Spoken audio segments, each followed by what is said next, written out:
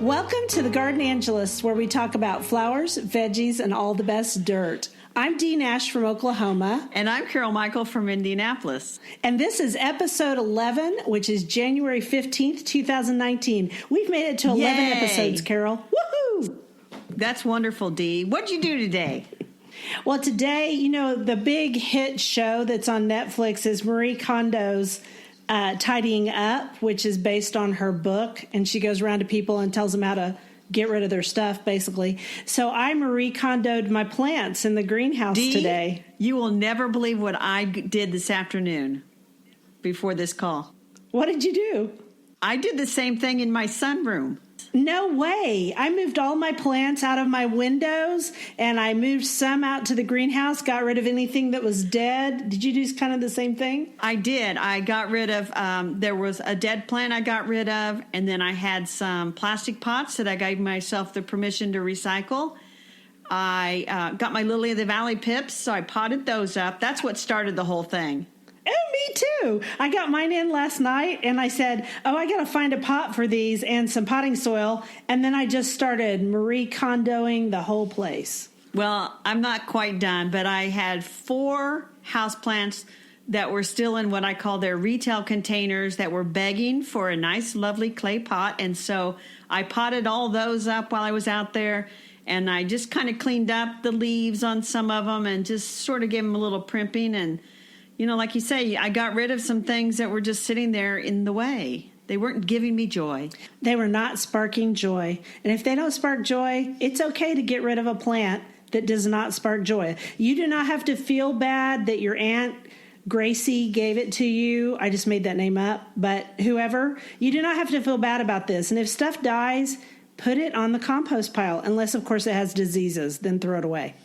Yeah, I got a bag of stuff. It's already thrown away. It's too cold here to go out to the compost pile. Really?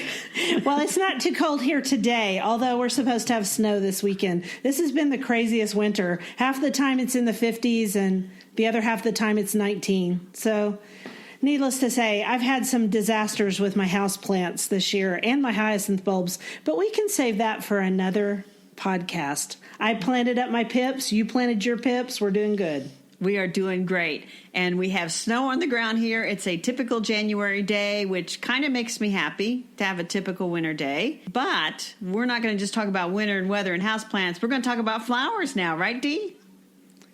Yes, we're going to talk about spring flowers, spring blooming trees. I just did a whole article on it for Oklahoma Living Magazine, and I thought we should also talk about that with our listeners because those are flowers, right? They are flowers. So what did you find out?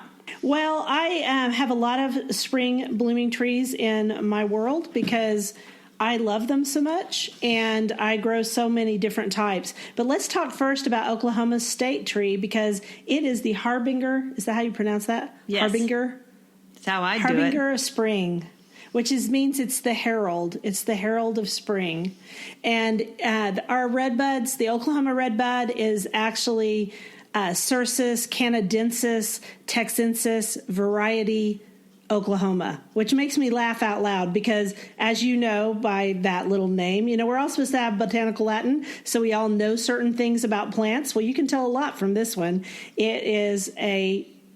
That tree goes from way up north all the way down south, and the Texans, they found this particular variety of redbud in Texas first, but then Oklahomans found another variety that has a little different shade of purple, and they slapped their name on it too, which is the eternal war between Texas and Oklahoma all the time. Wow. Know? Over here in Indiana, we had no idea. We just call it Cercis canadensis. Yeah, that's the term for the eastern redbud. And so any eastern redbud is Cercis canadensis. But if it's found in Texas and it's that particular one, it's texensis. And then on top of that, it is cultivar Oklahoma. There's a bunch of named cultivars too of that particular tree, which we don't have to go into, but it's a wonderful tree and it's one of the first things to bloom in spring. It's one of the first things to bloom here in Indiana as well. And it is a nice, small landscape tree. And I had one several years ago, and I said it was a nice tree, but mine fell over one day because it had borers in it. We won't go into that. But I do have one variety that I really like, and I found one. It's called Ruby Falls, and it's sort of a weeping redbud, and it's I'll call it a specimen tree. So you want to put it where it can be nice and showy, and has these branches that kind of weep down, and beautiful flowers. A little bit bigger than the regular species. Right. And also, well, the regular species gets really big in Oklahoma because I guess it has more summer days. But you have to plant them here. They like waterways and they like a little bit of shade. And they are still also a specimen tree or a shade-loving tree, that grows, an understory tree that grows under something else. One more thing about them, I'll share my favorite one, and that's called the Rising Sun. That's its trademark that's a good name. one. And it's one of my very favorite trees. It's planted right next to my driveway in the shade of an oak, and it's one of the first ones to bloom. And it has these gorgeous kind of orangey apricot leaves that come out in spring, and they turn lime green in the summer. That is an excellent variety. They have that a lot around here, too. Well, now, what's the state tree of Indiana? Well, the state tree of Indiana is the tulip tree, Liriodendron tulipifera, which is a mouthful. It's a poplar. The tulip poplar. Yeah, the tulip poplar. We call it the tulip tree.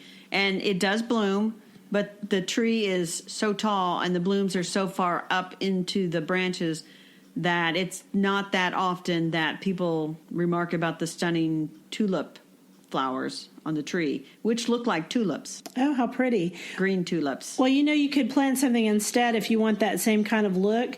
You could plant a deciduous magnolia, which was another tree I read about in that article, because deciduous magnolias like Jane lose their leaves, and like the southern magnolia, they tend to be more hardy further north, and they have tulip-shaped.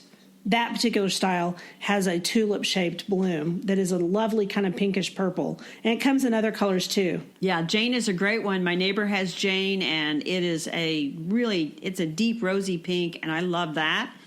And a couple years ago, I went to the garden center, and it's like they knew I was coming. So they had magnolia butterflies in bloom, which is a buttery yellow flower, and I just like melted right there like butter, and I had to buy that thing. And so I'm walking around the garden with this big tree trying to figure out where I was going to stick it in there somewhere, but I was determined to have that thing. It was so beautiful. You've never done that? Yeah, never. That's never happened. In fact, I have 3 butterfly magnolias that I have a question for you about them, though, because sometimes you're smarter than me. Sometimes I'm not, but what's your question?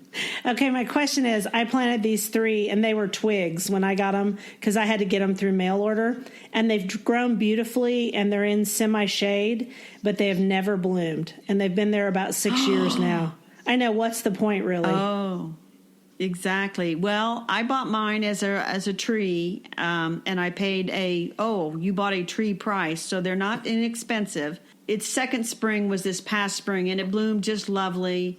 And so I don't know if it's a maturity thing that those haven't bloomed or whether it's because they're in the shade. Mine is not in a lot of shade. It'll get some shade later in the summertime, but it blooms early enough that not anything else is shading it. That's what I'm wondering about mine, is that are they in too much shade? At first I thought, okay, they're just too small. But they leaf out just fine. They just don't ever bloom. So I'm wondering if it's too much shade. Where did you put yours? It's I found sort of an area between a couple of flower borders. It's sort of like a curve in the lawn, and I just decided to plant it there. So it's just sitting in its own little circle in the lawn. I think that's pretty smart, because my Jane magnolia that I have, it gets a lot of sun, and it's very, very happy even down in Oklahoma, even in the hot. It's on the west side of the house. So my thought is, I think they're just in the wrong place, but that means I got to dig them up. And they're pretty big now. Well, and my recommendation would be that if they don't bloom this spring, I would maybe do some root pruning later in the summer to get them ready to be moved. And then next early winter, I would go ahead and get one of those strong men around your place to dig those 3 up and give them a sunny location and go from there. I think that may be what I need to do. Good idea on the root pruning. So shall we talk about vegetables? Not really, but sort of. Well, we're going to talk about flowering things that give you fruit to eat. So we're going to call those vegetables. Right. But they're really fruits. They're really fruit, but that doesn't matter. We're going to talk about both of those. So here, the most popular fruit tree to grow are peaches. They're very, very popular. Of course, they get peach borer, but the people still really, really love them. And one thing we need to discuss, I have a peach tree in my yard. I used to have 2 of them. Peach trees are not really long-lived trees. If the fruit borers don't get them, eventually they just die. They're kind of like redbuds. Redbuds last about 20 years. So I lost one of my peach trees to borers. The other peach tree I didn't. My thing on traditional fruit trees is I have a whole bunch of them. I have 3 apple trees, a cherry.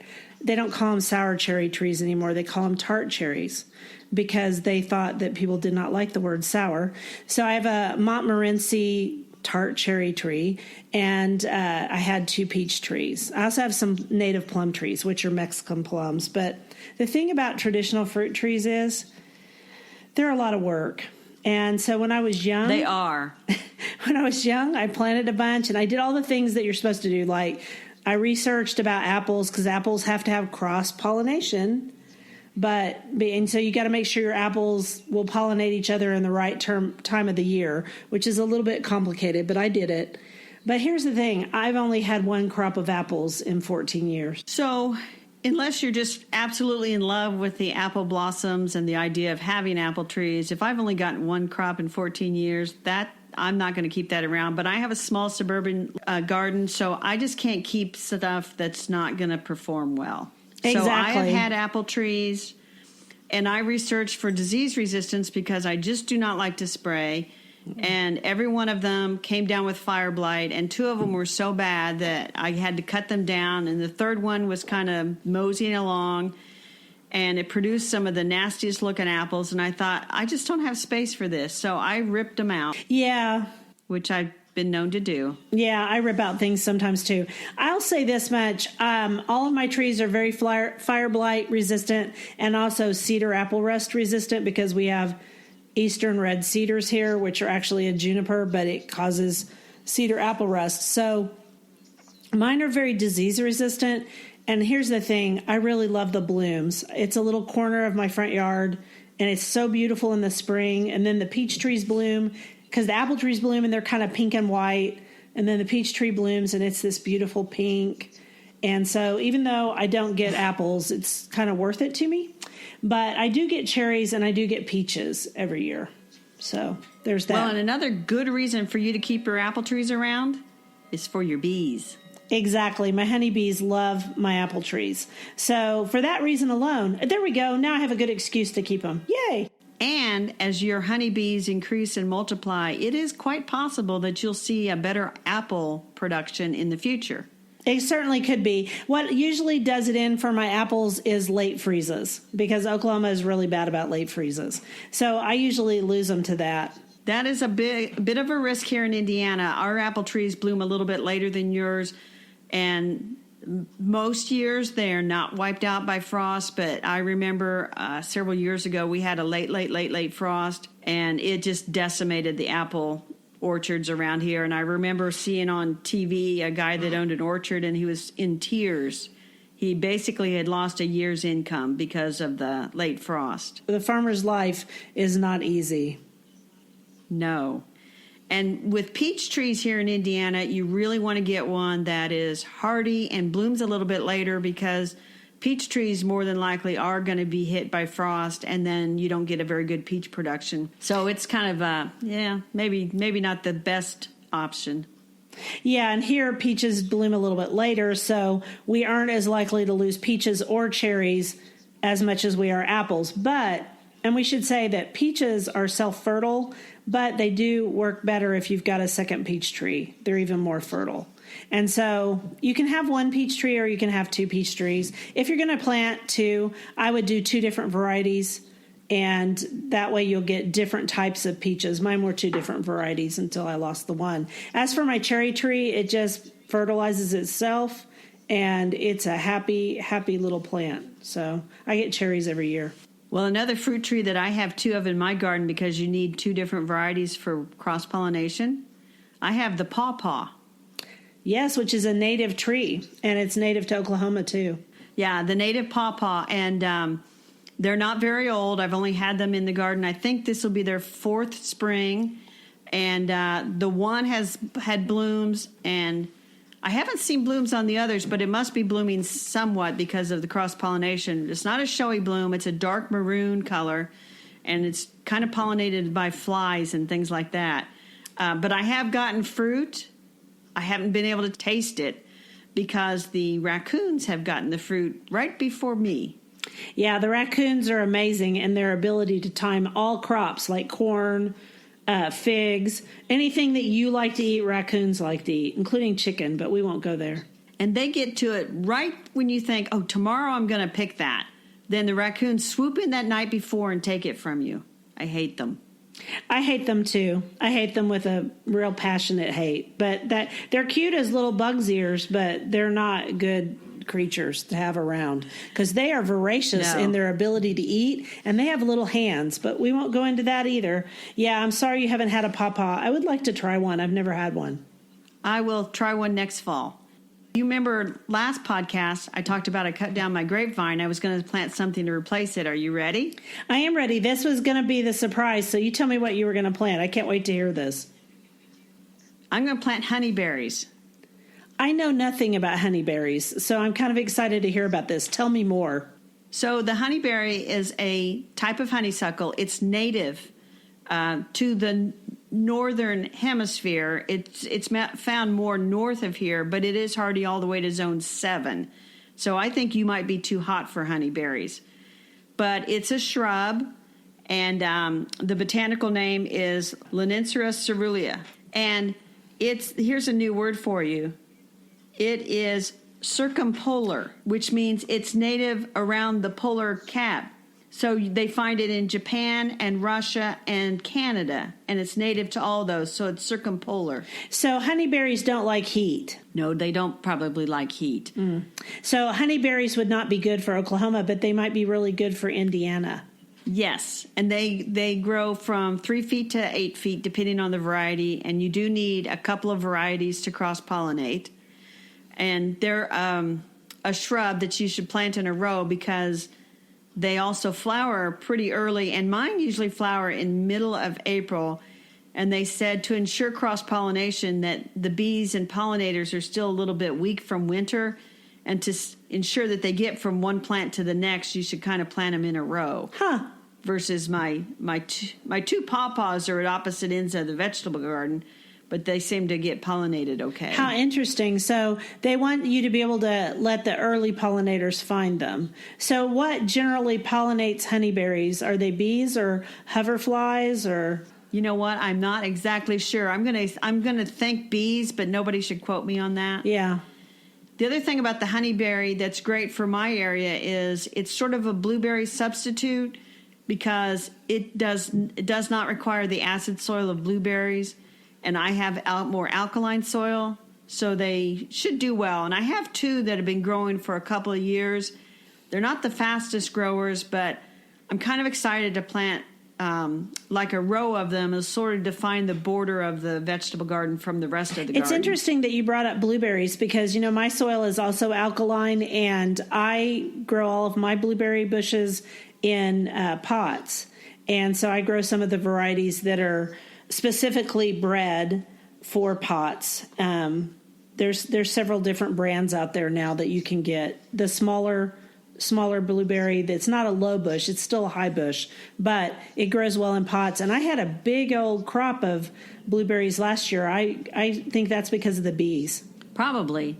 And I've tried to grow blueberries in a raised bed and tried to acidify the soil, and it was just not worth it because, once again, we are lazy gardeners and we don't want to have to acidify soil all the time. No, I don't mind acidifying a potting soil, but I'm not going to. I did all that stuff where I acidified soil in raised beds 20 years ago and figured out pretty quickly that it took a lot to get it to work, and I never could get it right. And so I was like, I'm not doing that. But I do it for my my blueberries that are in my pots. So I'm excited about your honeyberries. Where did you buy those? Well, I'm getting ready to order them from Stark Brothers, which is where I bought the other honeyberries and where I bought the pawpaws. And it's a great source for a lot of fruit trees, grapes, honeyberries. If it has fruit on it, Stark Brothers has it. Right. That's where I got both of my, all three of my apple trees were from Stark Brothers, and also my cherry trees. I got those from there, too. They've done great. It's a great company and really nice people. Yes.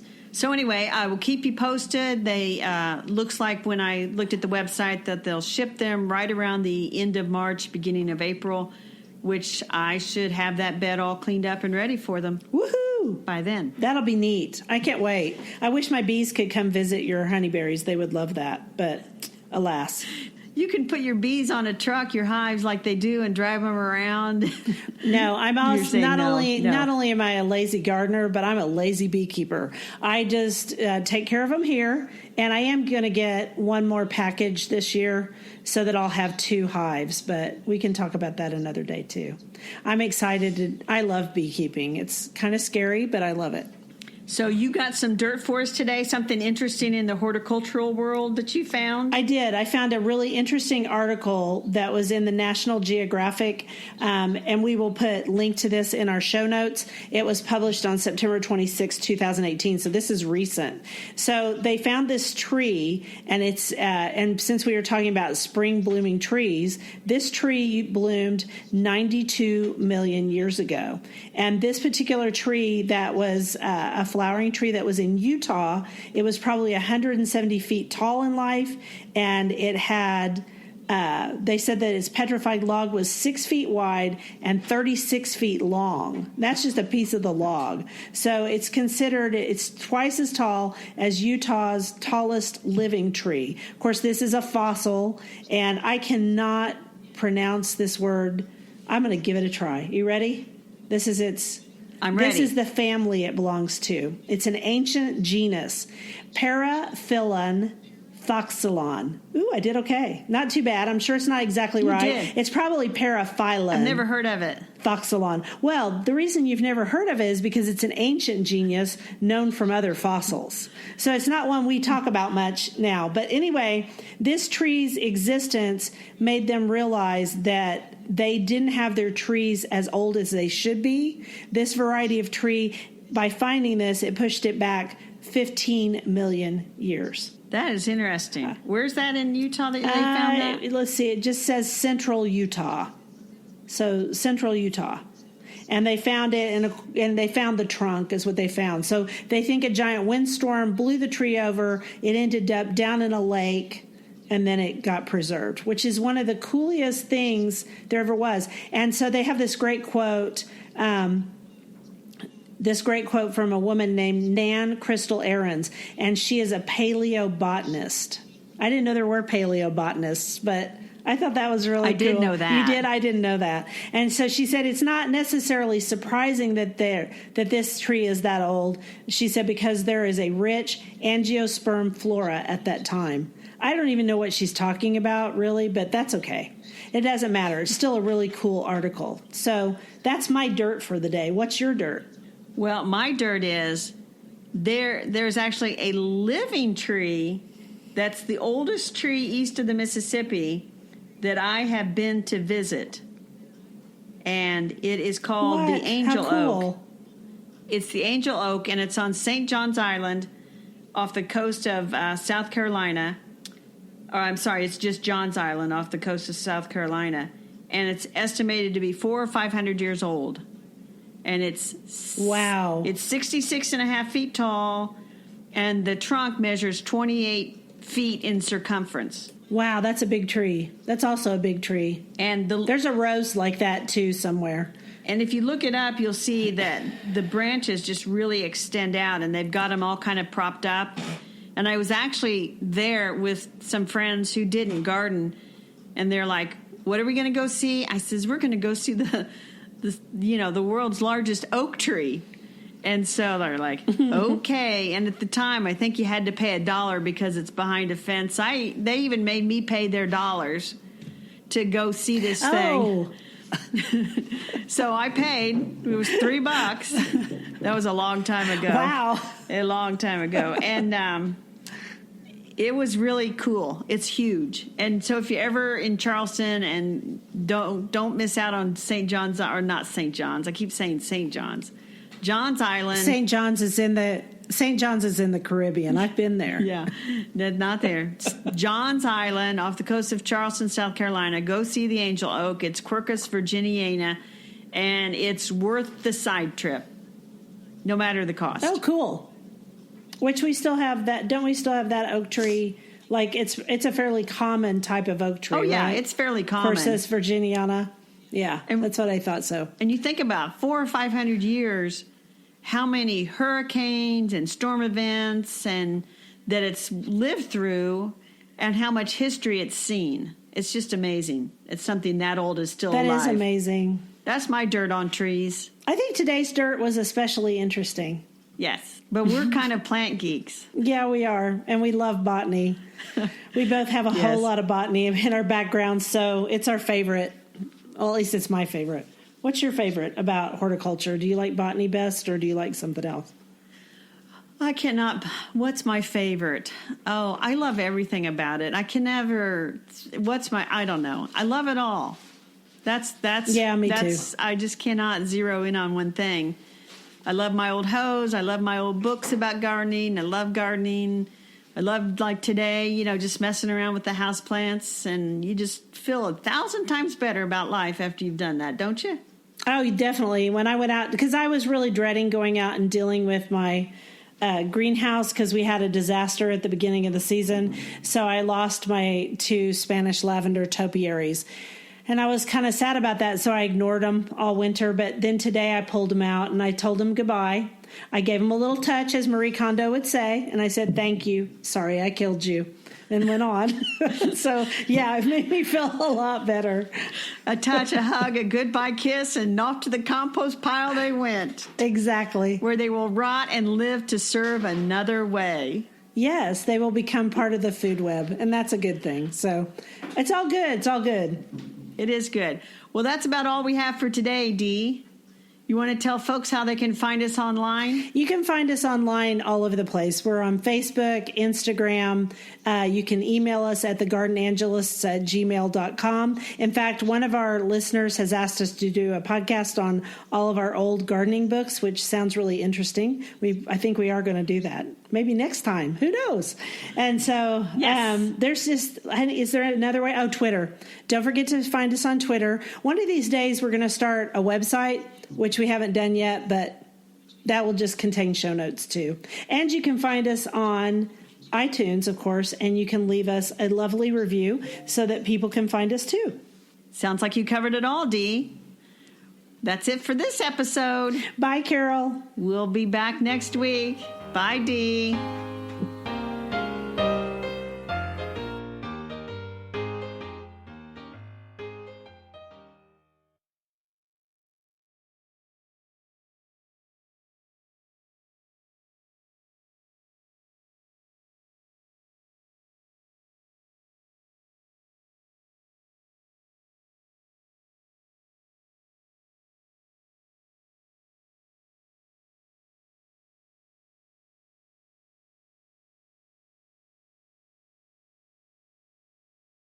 I've made Bill start listening to it.